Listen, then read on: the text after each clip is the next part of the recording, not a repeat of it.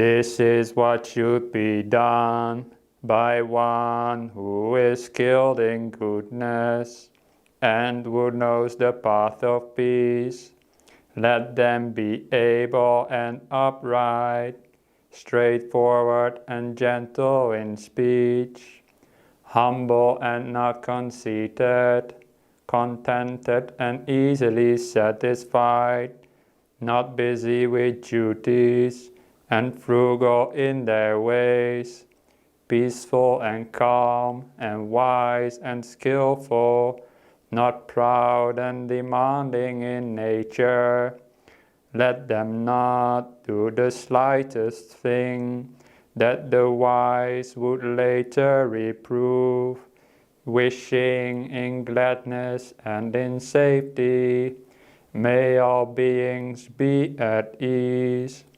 Whatever living beings there may be, whether they are weak or strong, omitting none, the great and the mighty, medium, short or small, the seen and the unseen, those living near and far away, those born and to be born. May all beings be happy. Let none deceive another or despise any being in any state. Let none through anger or ill will wish harm upon another. Even as a mother protects with her life her child, her only child, so with a boundless heart should one cherish all living beings, radiating kindness over the entire world, spreading upwards to the skies and downwards to the depths, outwards and unbounded, freed from hatred and ill will, whether standing or walking, seated or lying down, free from drowsiness. One should sustain this recollection. This is said to be the sublime abiding, by not holding to false views, the pure-hearted ones, having clarity of vision, being freed from all sense desires, is not born again into this world. Sadhu, sadhu, sadhu. So that's the Metta Sutta for everybody. I haven't chanted it in English for such a long time because we don't do it here in Bodhinyana Monastery. But when I was a layperson, I stayed in a monastery in England and they chanted it every day. So I stayed there for about half a range retreat, so I hope I still got it okay from that time back then. So welcome everybody to the Armadale group. My name is Sunyo and I'm a monk at the Bodhinyana Monastery, and this is the first time for me teaching the Armadale group, and I was hoping the first time would be in a different circumstances, as you probably all share that feeling with me, that we would be able to be together in the same room in the hospital where you guys usually meet. But unfortunately now, because of course because of the virus, we are now all having to use Zoom, and because we need to have physical social distance. And when I thought about this, that I had to give a talk with physical distance, I thought this is could be a simile for meditation, because in meditation we use mental distancing, not physical distancing, but mental distancing. And what do I mean by that? You probably have all heard Ajahn Brahm's nice simile of the cup of water. And I've got a cup of water here. You can't see through it, but just believe me that there's water in it. Yeah?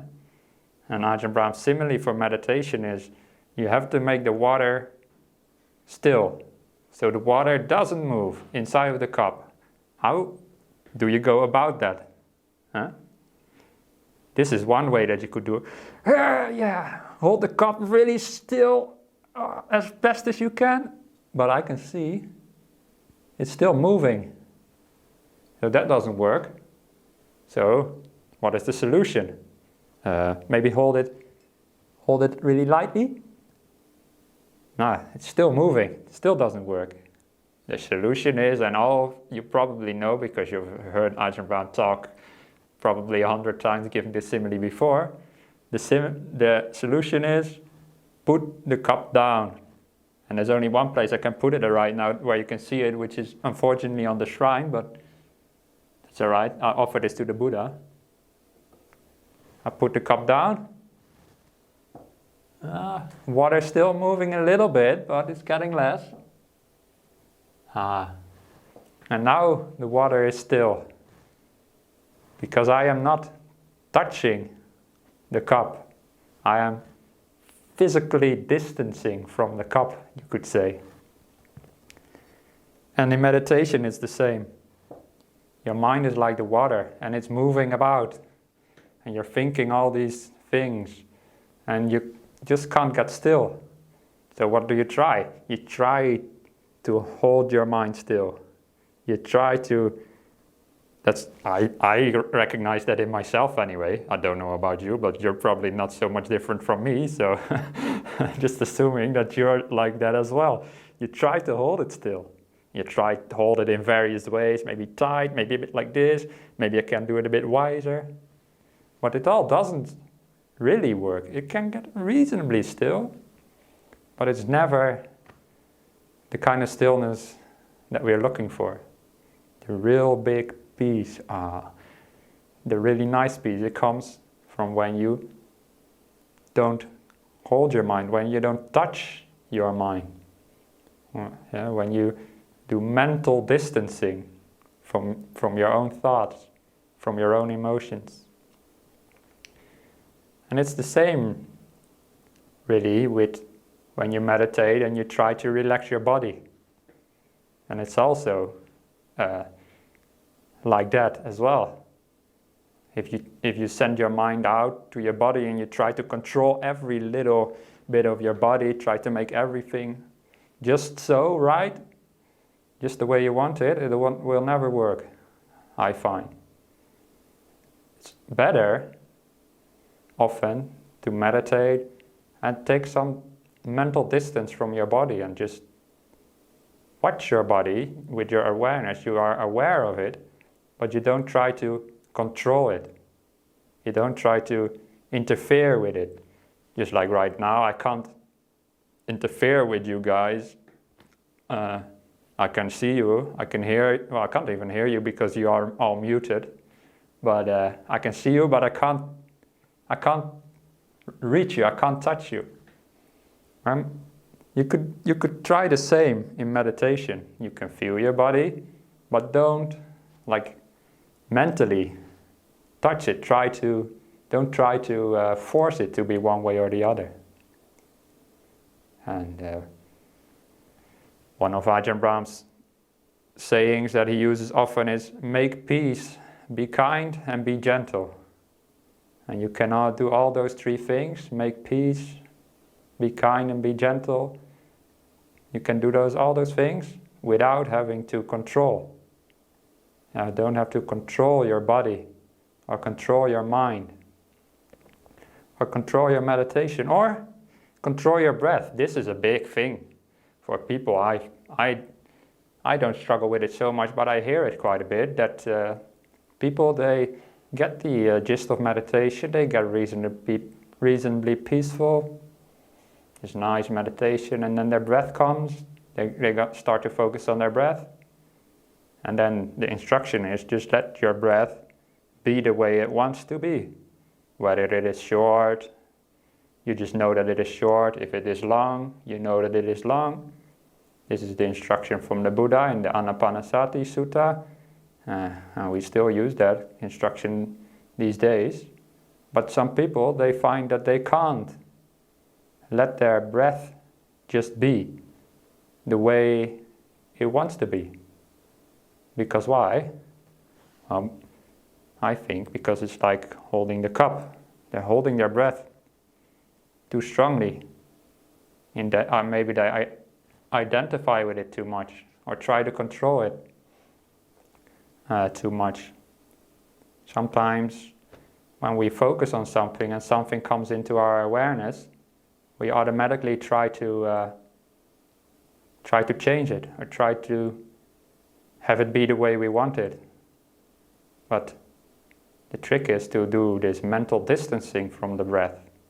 You're aware of it, you feel it, but you don't force it to be in any way. Or it's a mental thing. It's hard to explain sometimes these things in words, but you probably have some experience of what I'm saying. Mental distancing, not to take things personal. It's another way of looking at it. So don't see your breath as something so close to you. Take a bit of distance from it. And the same with all your thoughts that you may have. Maybe you're thinking about work, or you're thinking about your relations, or whatever you're worrying about, something or the other. Let's say work. Let's say you're worried about work. Then you meditate and these thoughts come up about work and you're trying to make them go away. Go away, thoughts. I don't want to have you. So you're trying to make your mind still. But instead take some mental distance. Not just from the thought, but from the concept of work by itself. Your work is very far away from you when you're meditating, but you let it come in to your mind. So my tip or my little tool for you today is to take this distance from it. And I applied that myself earlier. Just before I came up here, I was meditating in my little place in the forest, in my hut. And the thoughts came up. What am I gonna say to the Armadale group, right? This was my first time speaking. I better say something good, otherwise I waste all these people's time. That kind of thoughts, right? They happen. And then I realized, no, Sunyo, this is not the way to meditate, eh? So I took some distance from the whole concept of teaching Armadale group. I just pretended like it wasn't there, like it wasn't me who was gonna teach, or I can't put it in words, but I just took this distance from it, right? I just didn't care about it in a sense. And then the thoughts went away right away, and I didn't think about it until it was time to come up here.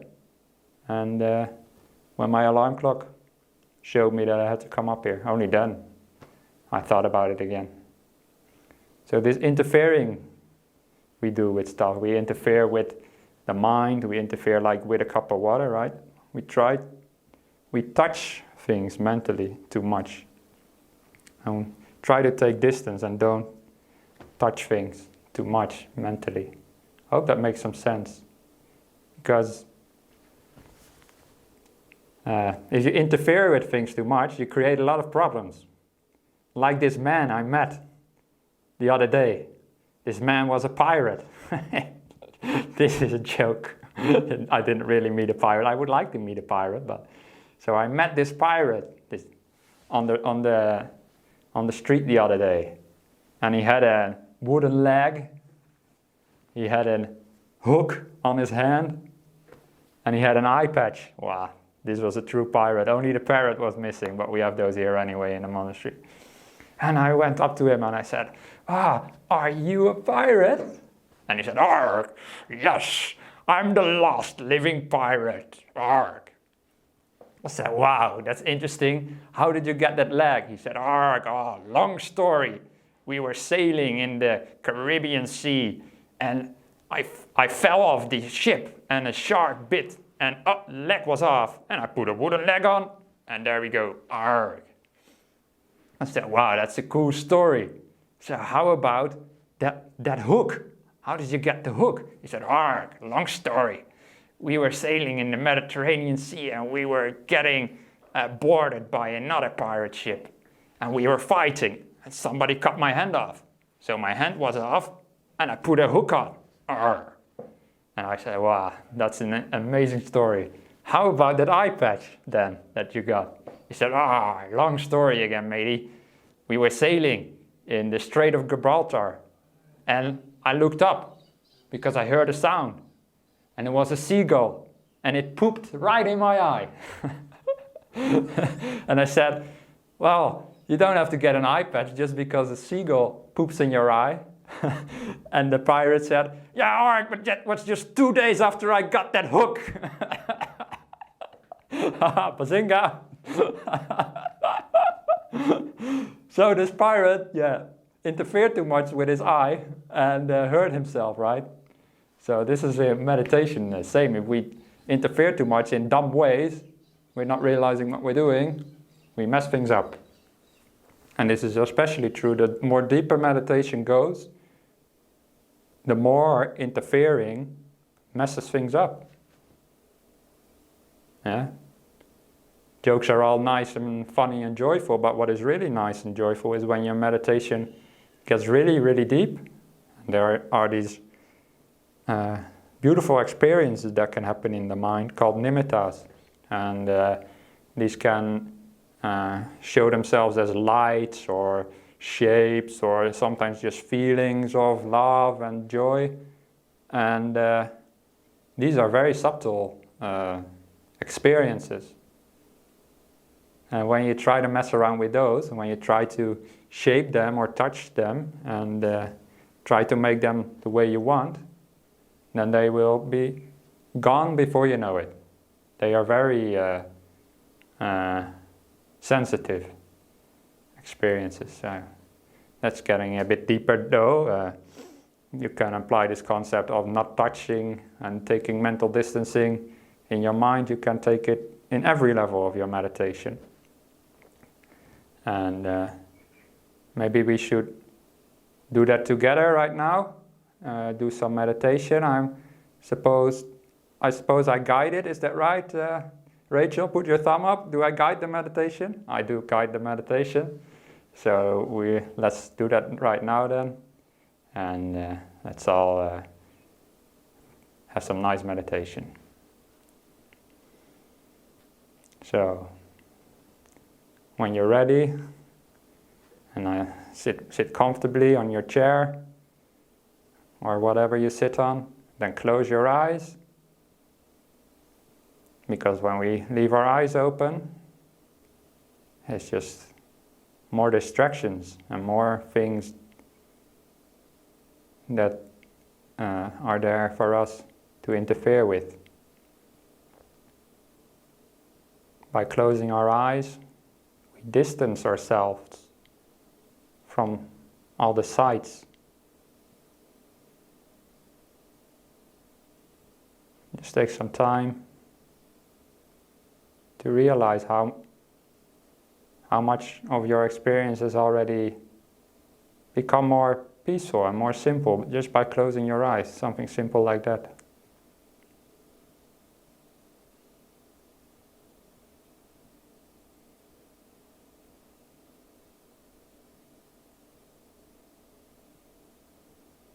And then let your awareness drift towards your body. Let your body come into your conscious awareness.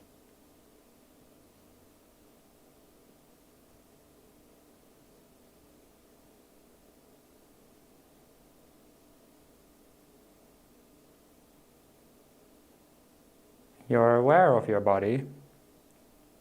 You know it's there. But don't force it to be in any way.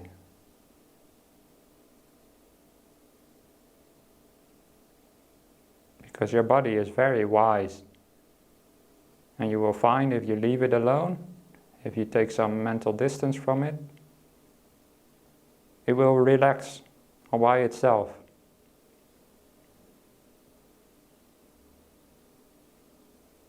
So give your body the opportunity to relax.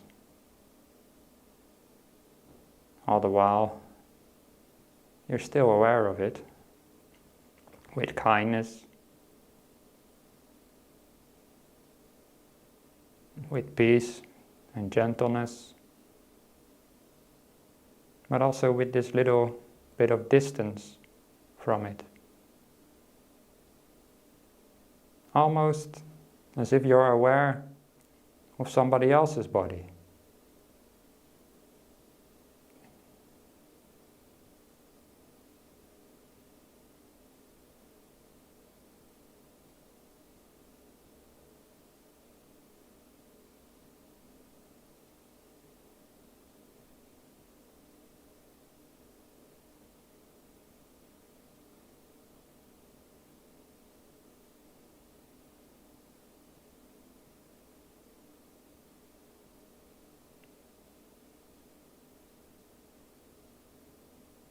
And if some parts of your body are tighter or more painful than others, give them extra kindness, extra care. But don't force them to be peaceful, or don't force them to be without pain. Just let them be and let them relax naturally. Right now my neck is a bit tight because of the angle of this chair I'm not used to. So I just focus on my neck, and without doing anything, I just let it relax.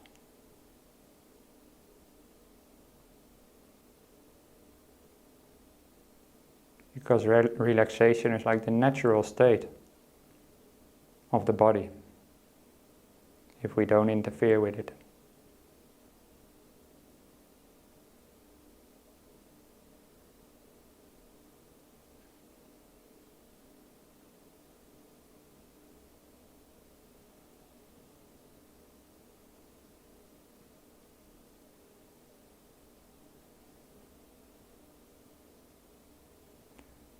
You may find even that your body is already relaxing before you're able to be aware of certain parts of it. For example, my feet just relaxed almost before I was aware of them. This is because I wasn't interfering with my feet. I was just letting them be.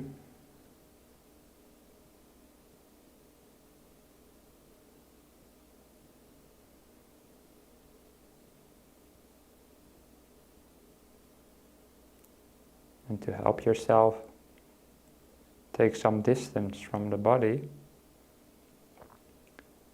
you can tell yourself things like, the body will be fine without me controlling it.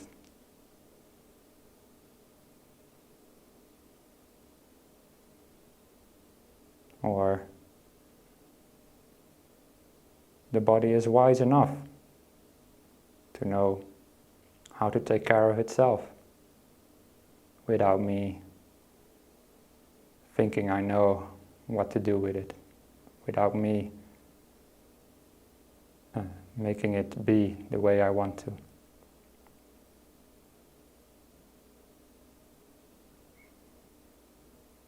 Just have trust in that.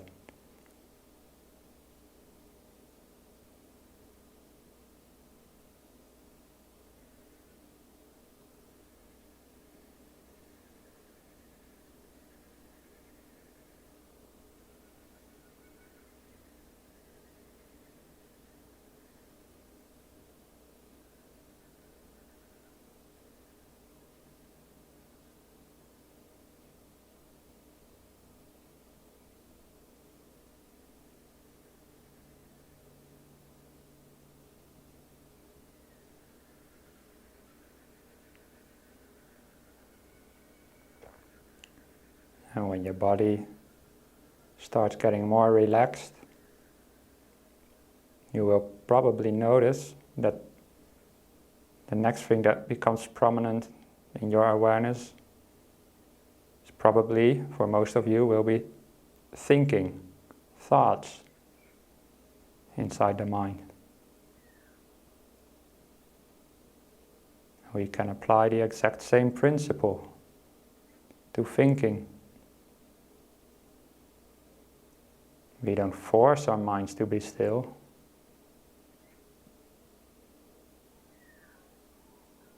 We just let it become still all by itself.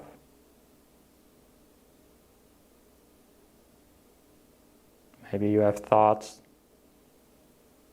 of what happened to you earlier today, or earlier this week, earlier in your life, thoughts of the past. Or maybe you have thoughts of what is going to happen later tonight or tomorrow or later. Thoughts of the future.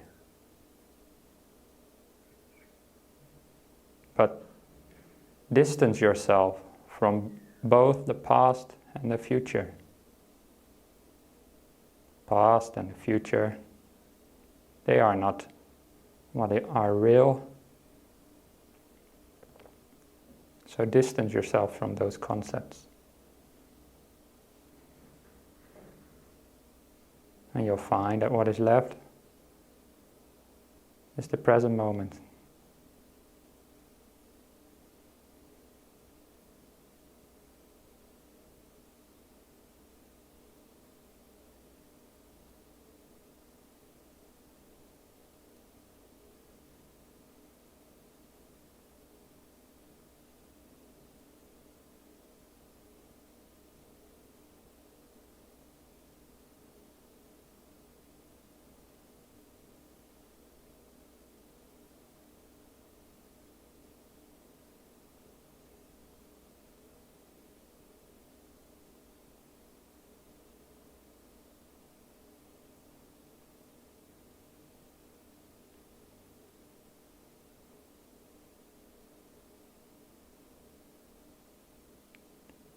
There may still be thoughts coming up about the past, the future, or sometimes thoughts of the present, of what's going on right now. And again, we can apply the same principle to distance ourselves from that, distance ourselves from the thoughts. Those thoughts have nothing to do with us. They just come. We didn't invite them. See if you can do this little mental step backwards, if it were. Step back from the thoughts. And increase the distance between you and the thinking. I'll be quiet for a little bit and to have you have the opportunity to try that.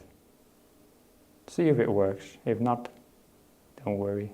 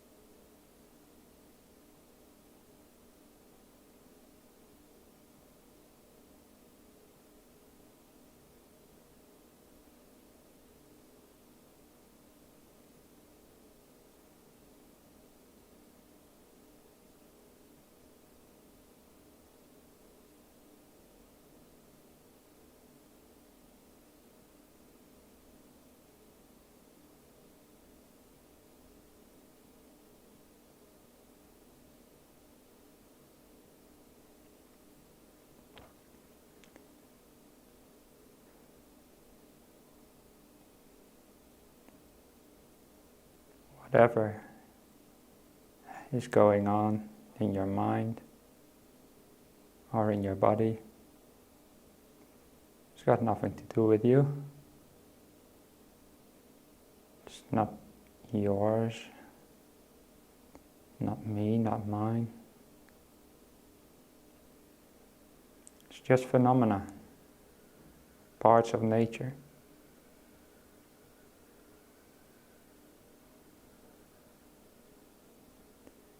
So you can step back from them.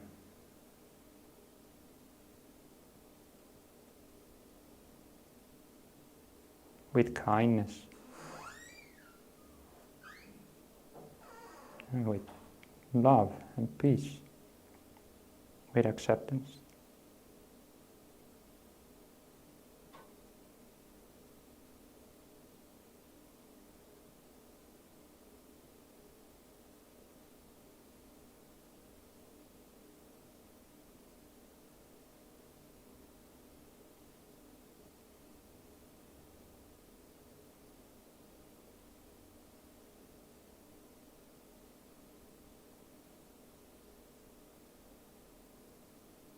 Kindness and love, peace and acceptance are just 4 words for the same thing, the same emotion. Emotion of happy to be here.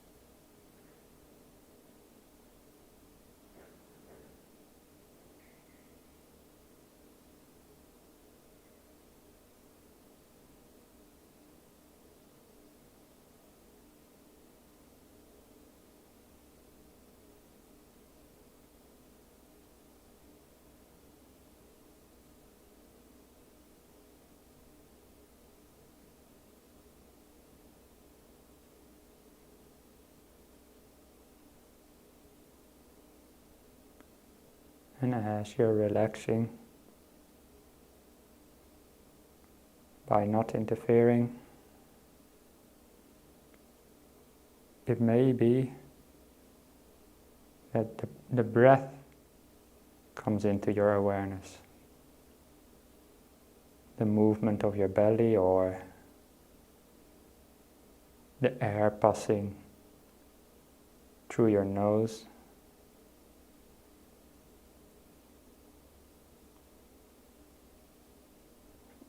If it does, welcome the breath with kindness.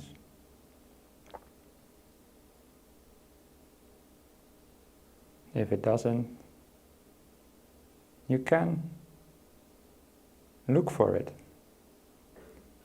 Find the breath and invite it in.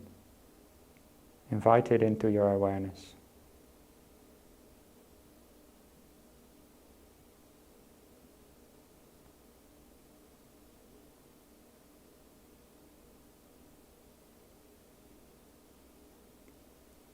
And just like a good friend that you invite over to your place for a cup of tea or something, you don't tell them where to sit or what to say, what to do. No. You just have them do what they want. Because they're your friend. You treat them with kindness and love. And it's the same with the breath. You don't say to your breath, be like this, be like that, be longer, be shorter. No. Just let it be. Be aware of it without interfering. And I will leave you with those instructions for about 15 more minutes to just meditate by yourself. You can also do whatever other meditation technique you feel is appropriate for this moment. And after 15 minutes, I will end the meditation.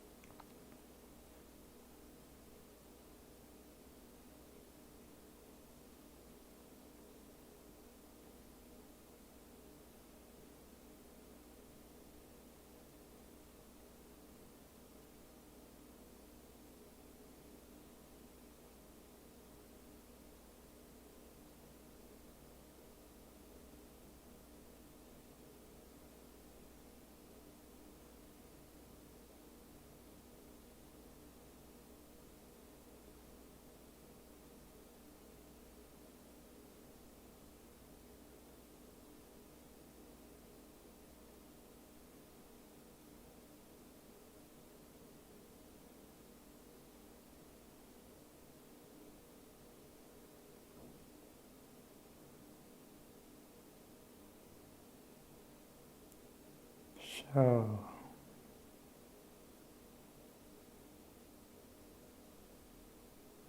meditation is coming to an end,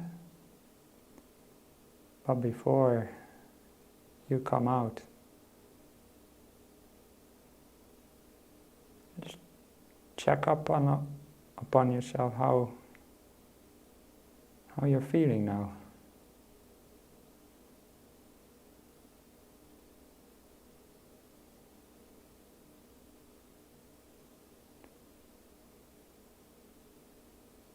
And compare it to how you felt before meditating.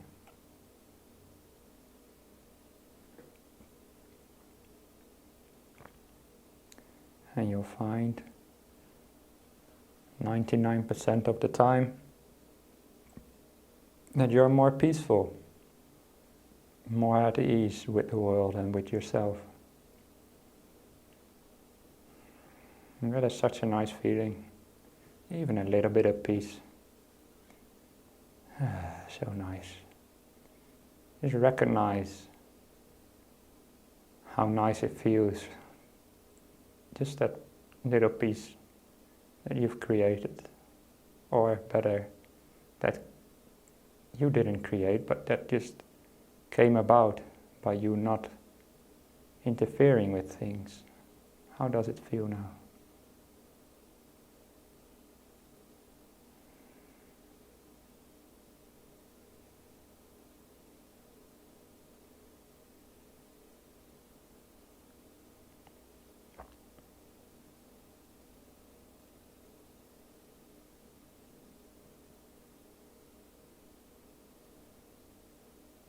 And then try to take some of that peace with you out of meditation. Try to take it into the rest of your evening or the rest of your day. And now, slowly come out of your meditation. Don't have a bell here, so bing. That's the end of the meditation. Just want to do it again. So I hope you've all experienced a little bit of peace by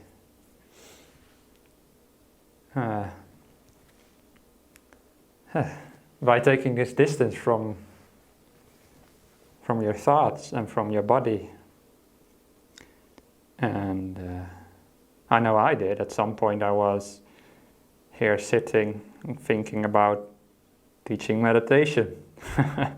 Because that's what I'm doing now. That's what I was doing, sort of. And I had to take some distance from that as well. I had to sort of imagine like I wasn't here, in a sense. I had to, it's hard to put this thing into words when you're talking about emotions, but I had to pretend like I wasn't teaching the Armadale group and distance myself from that whole concept. So I could forget about it for a while at least, even if it's just a couple minutes, And that worked pretty well.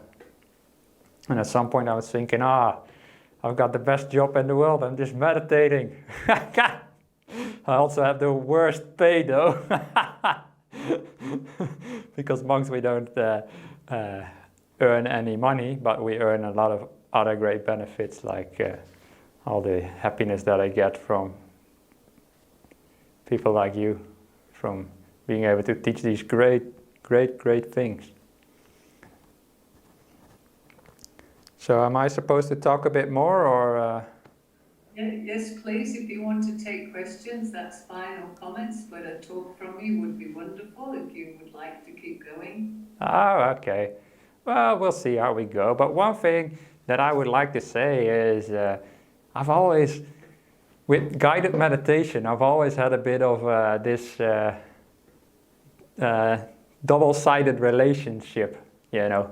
Guided meditation can be really nice sometimes, but for me, often what the monk is teaching, or the nun, it doesn't sometimes not apply to the state of mind that I am in at that moment.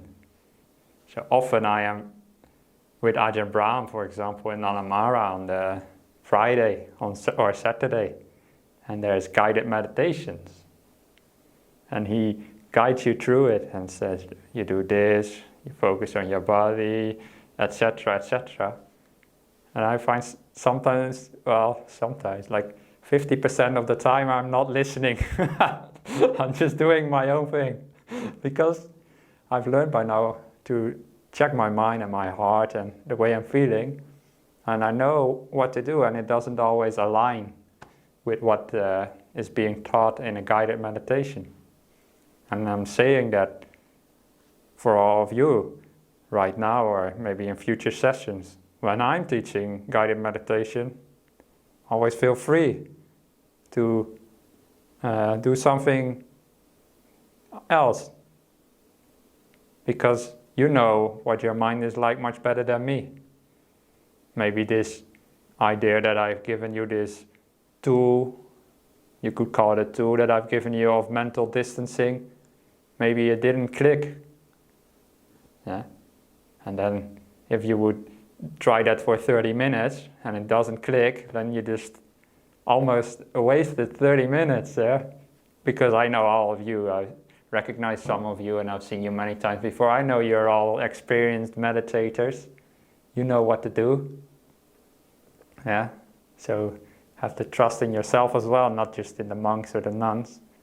But, you know, it's nice for me to be able to give you some extra ways to look at things. Yeah? In the end, it all comes down to the same principle of making peace and finding joy within. There's different ways to go about that, and different ways to look at it. And this was just one way to distance yourselves from the experiences that you're having. So I hope that made some sense. Maybe try it again in the future if you feel like it. And but don't feel like you have to because Sunyo said so. Yeah? Because do your own thing, whatever works for you. And I think that would be a nice time now for some questions. And hopefully some answers. I can't promise, but we'll see. So do I have to click? Questions? Comments? More a comment, Venerable, but I really appreciated the analogy that you used with physical distancing being, you know, part of what we're living with at the moment, and applying it to the body, applying it to the mind, applying it to thoughts, emotions. It was a really nice and felt very contemporary way of explaining an ancient practice. And I also really liked, and it clicked for me at the beginning when you said, you know, you might say to yourself something along the lines of, oh, you know, my body knows how to look after itself, I don't need to do anything. And I find that useful in terms of the breath, because I do find my mind at times wanting to control the breath. So I found that just applying the same sort of reminding myself, you know, it very explicitly was quite useful. So thank you. Yeah, well, you're welcome, and thanks for the nice comment. And as I said, yeah, this is you called it an ancient principle, right? And it is. Especially when it comes to the breath, we find the Buddha, he taught exactly this, to just look at the breath and don't try to make it more however you want it, just let it be and see whether it is long or short. That's how the Buddha thought, like see if it's long or short, and you just know. Yeah, the Buddha doesn't say change it from one into the other. And this principle of not interfering, not not changing things, it applies to so many levels of meditation. And you say, it's a contemporary approach maybe, but I've used the principle behind it for a long time. Just to step back from things, especially from thinking. It can be very useful.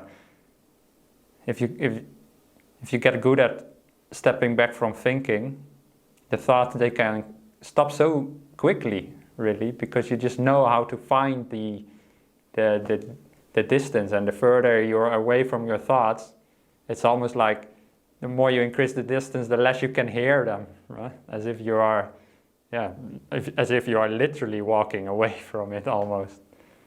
Yeah. So thanks. Anyone want to comment?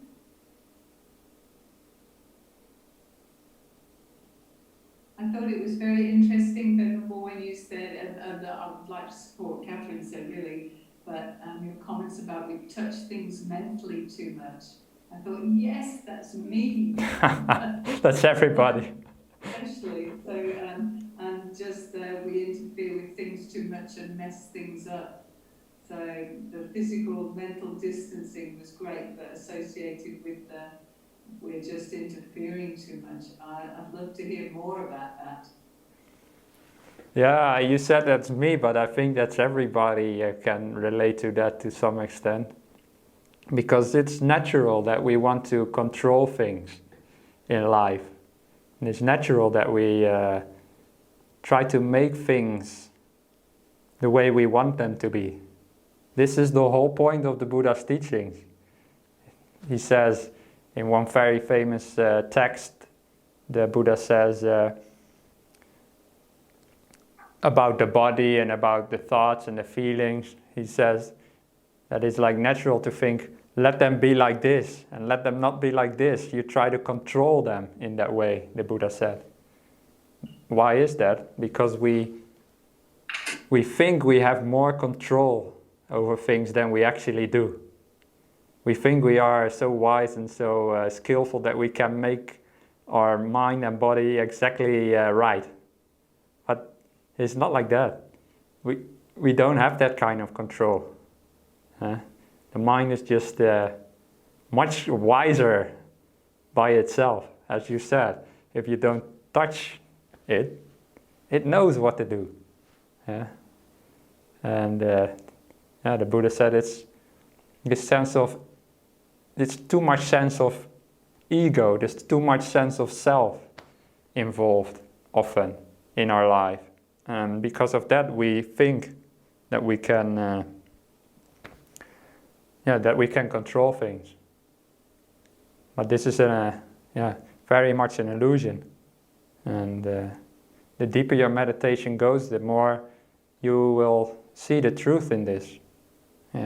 As I said before, when the meditation gets deeper and deeper, you might have these lights coming up in the meditation. And this will happen to all of you at some point if you continue meditating, or probably have already experienced this. And this is where it becomes really clear that controlling and touching things interferes with the whole process of peace. Because it's almost like if you try to touch it, try to interfere with the meditation at that point, you get immediate feedback that this isn't working, because it immediately stirs up the mind. It immediately makes it more active and less peaceful.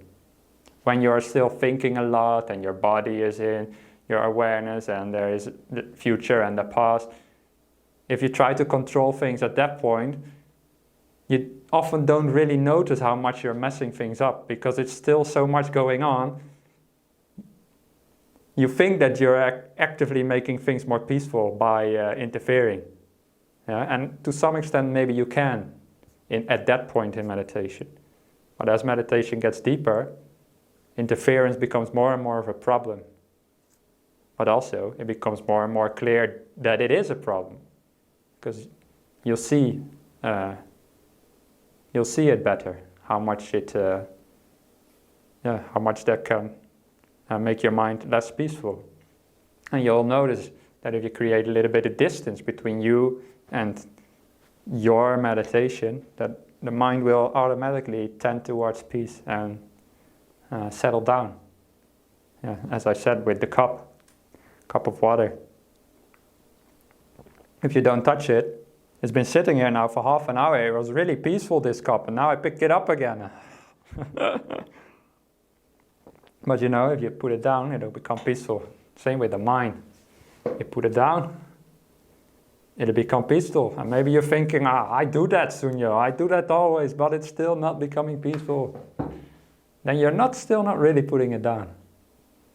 You might think you are, but somewhere in there, you're still holding on, or you're still trying to control things. Maybe you're holding it, like I said before, just little on the edge.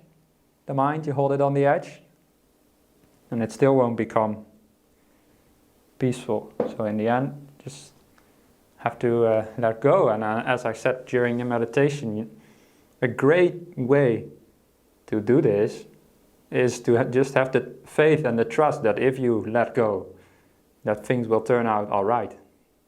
Things will be good if you don't interfere.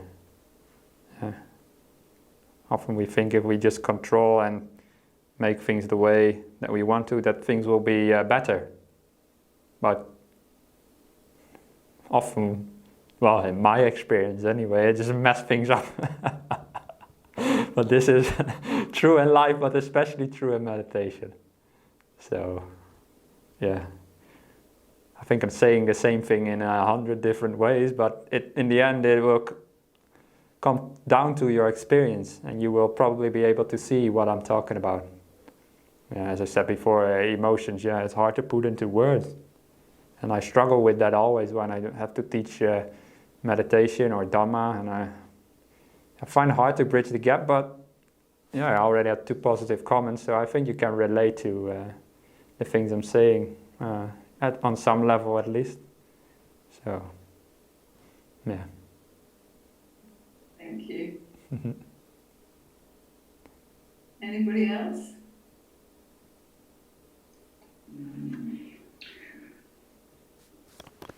Linda? Yeah, I'll go for it.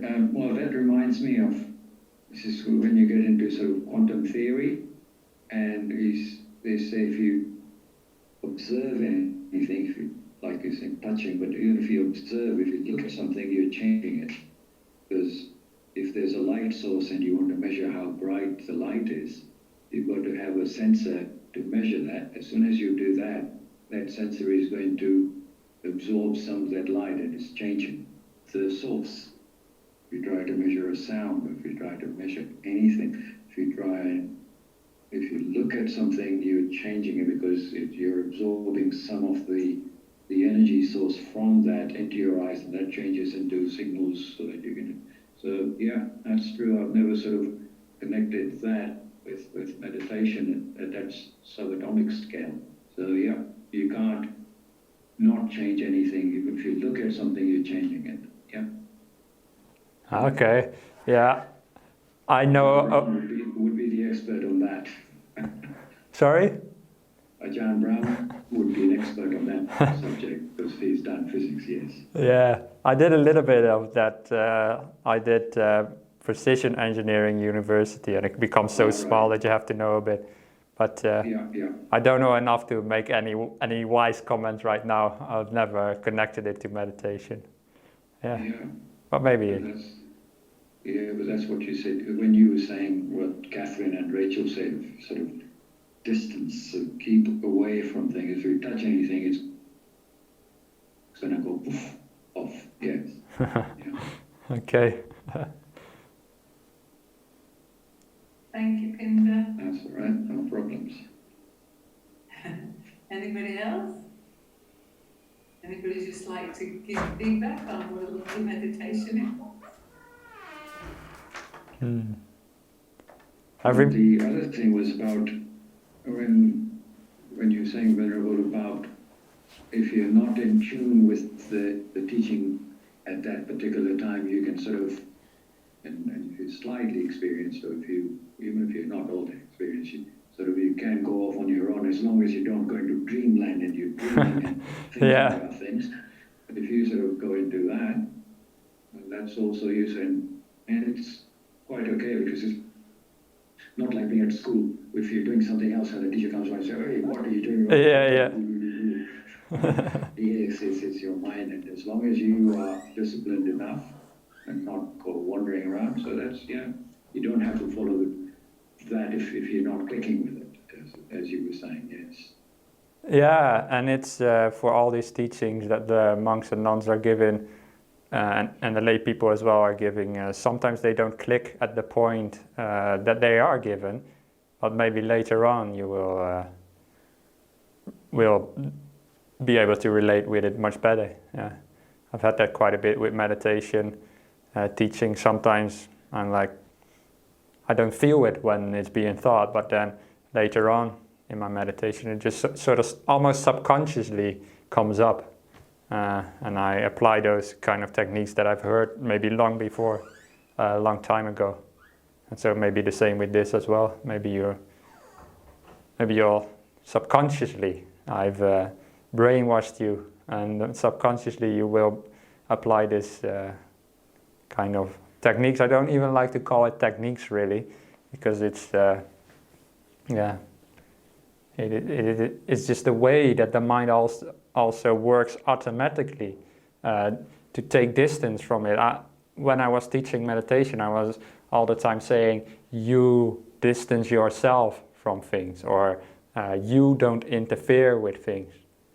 But when I'm teaching like that, I'm still on the level of you. Yeah? But at some point, the mind will start doing this automatically.